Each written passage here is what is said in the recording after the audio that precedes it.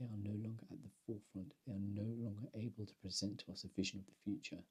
And that is the biggest concern. With Jobs as its leader, Apple was able to behave like a startup for much longer than it should have been able to. That's because Steve Jobs did not tolerate lack of innovation, lack of progression, and he had very low tolerance for imperfection. Apple is presently in dire states in the realm of innovation because it has failed to be at the top of what is now the current trend, AI. Apple, a company that has previously been at the forefront of innovation, bringing obscure technology to the masses, it facilitated society's progression into accessing the internet via apps. What Apple's failed to recognize is how much investment they should have been putting into AI of their own. The iPhone now presents the peak of Apple innovation, and I say that in both a positive and negative light. Positive, of course, it's a great device, but also it's showing cracks because, let's face it, why should it be easier for me to access AI platforms on the computer than it is on the iPhone? Why are they relying on Google? Why are they considering OpenAI? It makes no sense because a company as huge as Apple should, if they had the foresight, have developed their own systems. But of course, it seems that they didn't. They didn't see it coming. Even DeepSeek has beaten Apple to developing an LLM. Unless there's a huge secret that there's just yet to announce, they seem to have missed the mark. So where does Apple go? What is left for Apple to achieve? Of course, it has billions to invest in research. And you would think research is the key to progression. But I disagree in some regards because what is needed is a vision, the vision of a leader who's able to see far ahead into the future, as Steve Jobs did when he predicted in the 80s or 90s that we would be having a conversation with Aristotle. He saw it back then, and we are here now. Who is the person inside Apple that is going to see where we are going to be in the next 5 to 10 years so that they can direct the company towards that? I don't think that person exists.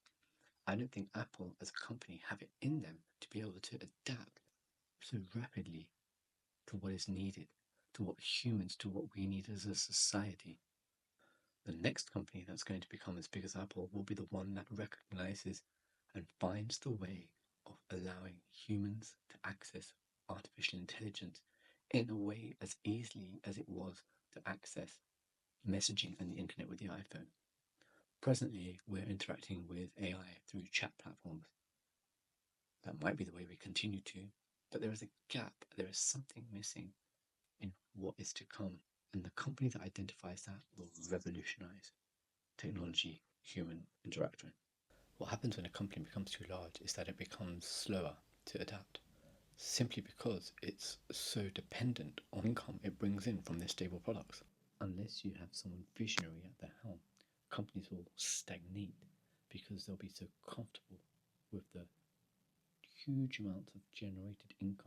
What Apple hasn't invented yet, and what it needs to, is the iPod of the AI revolution. What it needs is a device or a software that allows us to act intuitively with the vast array of tools that are now available in the AI space. Let's face it, they increase our productivity as humans, and we are not able to easily access them via our phones.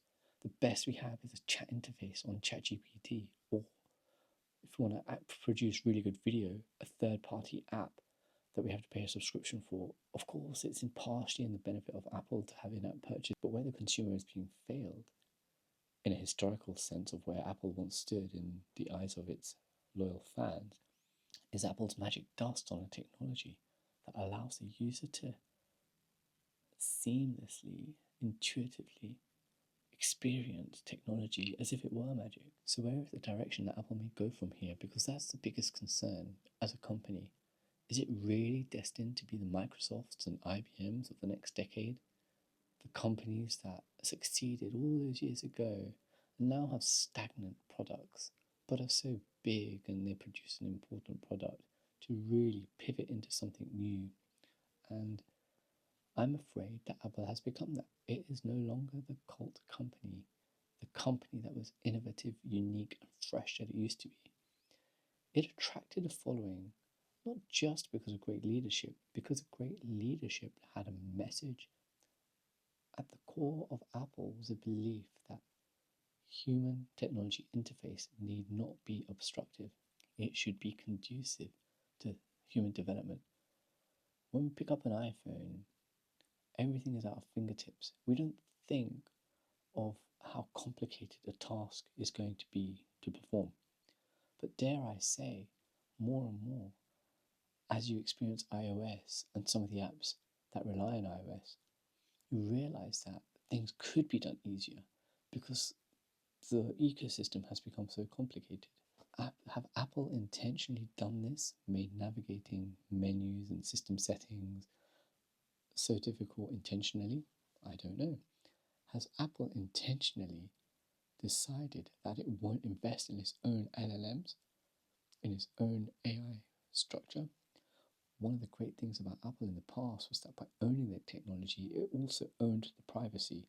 Now, whatever our views on privacy, the important thing is that the more companies that are allowed to access, the harder it is to control our data. Yes, of course, it could be considered interesting that one company primarily has a huge store of our own personal data, but also if you believe in that company's strength and position in making solid attempts to protect our privacy, that's a good system. But once you let third parties access private information, you start to wonder